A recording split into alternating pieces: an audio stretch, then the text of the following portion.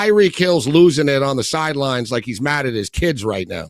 Mick, what do you think about these football games tonight? Oh, I'm glad the Lions are winning. I'm a fan of the Lions, and Dolphins are terrible. That's pretty much it. How can they get beaten by the Tennessee Titans? They're terrible too, mate. So just shows you lose your quarterback, and many teams are screwed because their backups are terrible, which is really disappointing that the whole league revolves around one player sometimes, a quarterback. Yeah, but it shouldn't. And I know what you mean. No. I get it. Like with a star player, you know what I mean? But even Mahomes has gotten hurt a couple of times in the playoffs over the past couple of years. And Chad Henne came in. He moves the ball. Like, you know what I mean? You can't expect the backup quarterback to be as good as the starting quarterback, Mick, but the coach and the team is supposed to have a system in place that we can still succeed. Look at the Green Bay Packers. They lose. Dude, Malik Willis just got to Green Bay. They won both games with Malik Willis starting because Matt LaFleur is a good coach. They have a good team. They knew, all right, this is what we're going to do with this guy.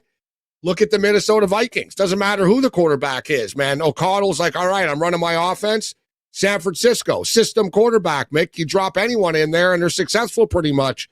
Miami, can't say the same, man, about this coach and McDaniel.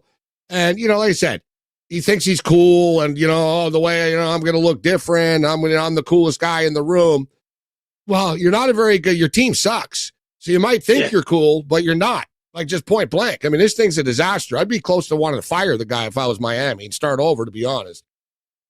Yeah, I do like the Miami coach, so I'm a bit disappointed. But how's this? I mean, Jordan Love, he wasn't fit. His knee was screwed. Why did they play him? That's just ridiculous just because he's making all that money. I was actually on the Packers. They nearly came back and won, but 0-28, Jordan Love, terrible. Don't play him if they're injured. Look what Mike Shanahan did to RG 3 years ago, ruined his career. And Bo Nix, I'm listening to Denver radio this morning. Oh, my God, they talked for 20 minutes about Bo Nix. Who cares? He played terrible. We got the win over those useless Jets. I'm happy. We got lucky. But Bo Nix was he, -7 at the half? -7 yards, 60 yards total, 12 for 25, and these radio clowns got a rave on about him for 20 minutes. Talk about the great defense and how Vance Joseph have got them going well. We have one first-round pick on the defense, Patrick Surtain. That is it. So well done to Vance Joseph back there as defensive coordinator, the former head coach, the Broncos defense. Talk about them, not some average quarterback that's new. Some real quarterbacks get all the attention. Drives me nuts. Yeah, Denver didn't win because of Bo Nix. 12 of 25, 60 yards. That's hard. Like, that's really, really, really, really, really bad. Like, he's been, like, out of the 4 games, he's been terrible in 3 of them, right? There's been sort of one of them that he was serviceable in one of them. He's still figuring it out. But the thing with Bo Nix, he's not young, right? So there's not that much more upside with him. He's just sort of got to get more comfortable, and then it kind of is what it is. He's already played 1 million games, but a win's a win. And like you said, I know how much you dislike Aaron Rodgers, so you beat Aaron Rodgers. More with Mick on the other side. Are you retired like me? Mick Aussie in the house. So, Mick, like I said, a win is a win. The defense stepping up. Surtain's been amazing. That's been one of the big reasons why they're winning football games. They are shutting down the other team's opposing top wide receivers. So it doesn't matter how you get them. You get them. And you know what? The Raiders are all like the Broncos this year, Mick. They're not very good. And you think, man, there's no way this team wins. When they're supposed to win, they don't win. And then they sort of surprise you with a win, the Raiders. So as crazy as it sounds, Mick, either the Broncos or the Raiders, somebody's going to be freaking 3-2 after this football game. Pretty crazy. Yeah.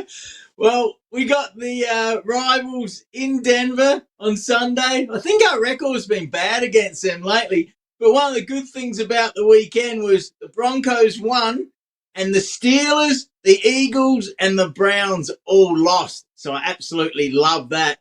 But yeah, what are we? We're 1-point favorite against the Raiders at home. So, yeah, I hope we can get that done. It's probably I'm going seeing to be 2.5 scoring. I don't know. You're looking 1.5, maybe where you're looking, but I'm seeing 2.5 now, Mick. So it's going up a little bit here. Right. I don't know. This is one of the hardest games in the world to predict. You don't know what the hell you're going to get from either team. You know what I'm saying? Yeah. I don't know. Yeah. Look at the Raiders. They go and they beat Baltimore in Baltimore.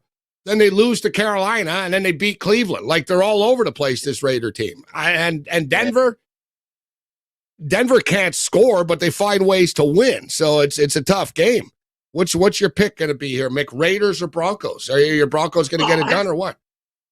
I have to have the faith. I think we can if a quarterback plays a bit better.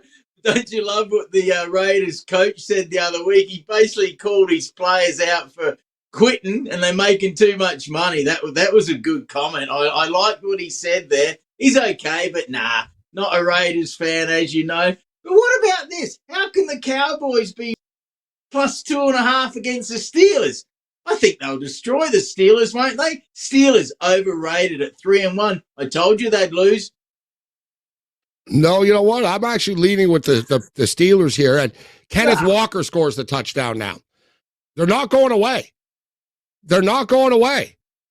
Like, it's third. So now, like this, now they're kicking extra points, you stupid idiots.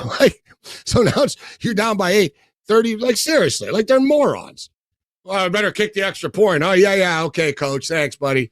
We're only down 8 now.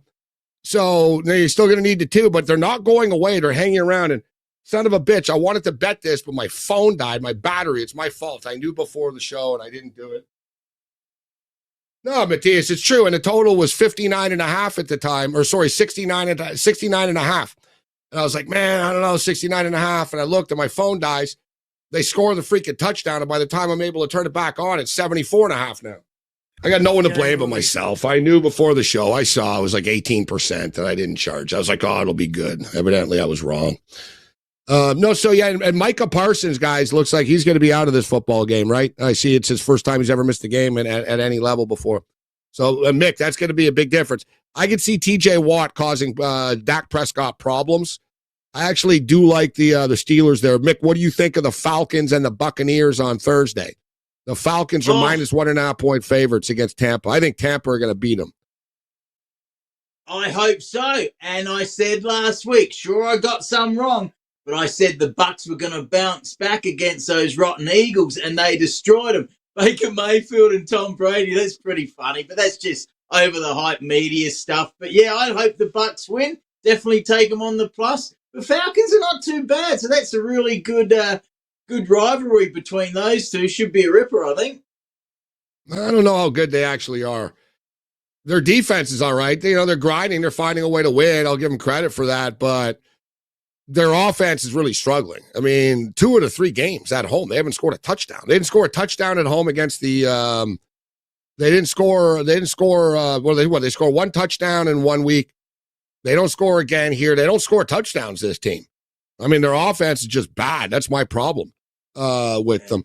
All right, so speaking of which, Mick, I was torn, dude, all week. I thought I swear to God, like even an hour before the AFL kickoff, the final, I was like, man, this game is so hard. Like, it's just so, it could go either way. And then my gut told me, you know what? I got to go with Brisbane here, right? The way, the heart and spirit that they showed, and, this playoff run that they've been on. And, man, am I glad I made that choice. Once again, the Swans got, sliced and diced, Mick. You want to talk about an ass kicking. That was a rout, man. Yeah. Well, nothing against the Ottawa Swans, but I am never wearing this Swans jersey ever again on your show, mate, because they didn't learn. 2 years ago, they got belted in a grand final by Geelong by over 80 points. They weren't with it. Very disappointing game. Even in that first quarter, kicks from defense were going to the opposition on the forward lines from both teams. But then it just shows, mate, when everyone gets confident and you get that ball first and you handle it cleanly, it's very tough to come back. I've been on both sides. I've been on winning teams where we're like the Lions were. And when you're on a losing team like that, even if you're a good player, sometimes it's hard to get back in. Very disappointing. The whole game was terrible. I wanted a close one. We got a close one last year. We got a close one when your Eagles won a few years ago. But at least Katy Perry was really good at the start. That was about all that was really good. And people that paid big money from Sydney to go down to Melbourne, including my nephew, very disappointing. I'm disgusted in the Swans. At the start of the year, I picked the Lions to win, Swans to come second on the Yank on the Great Footy call. Show. Idiot me, I swapped it last week to the Lions. Oh, well. You know what, though? As you stated, the starts of these games, you see this in the NBA Finals, you see it in the Stanley Cup, Mick. The first period, like in the regular season, you can come back. These championship games and game sevens, man, you fall behind early.